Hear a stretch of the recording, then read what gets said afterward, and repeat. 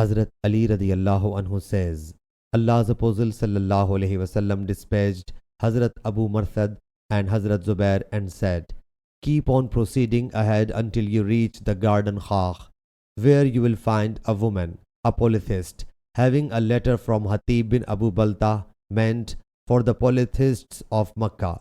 So we found that woman going mounted on a camel as Allah's Apostle sallallahu alaihi wasallam had notified us. So we asked her for the letter, but she said that she had no letter. We made the camel kneel down, searched her, but could not find the letter. We said, what the Prophet sallallahu alaihi wasallam has said cannot be wrong. So either you should take the letter out or we will strip you off.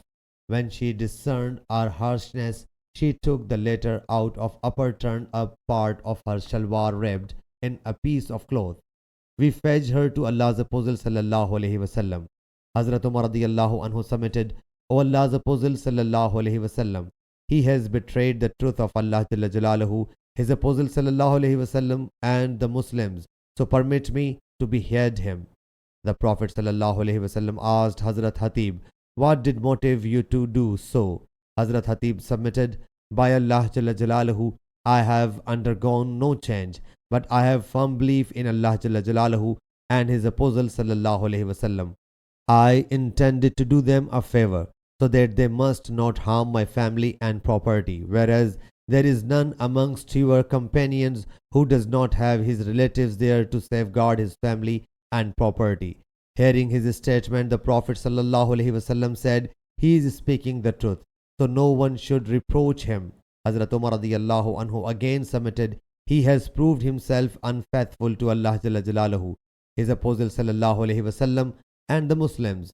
So permit me to sever his head. He sallallahu alaihi wasallam said, did he not participate in the battle of Badr?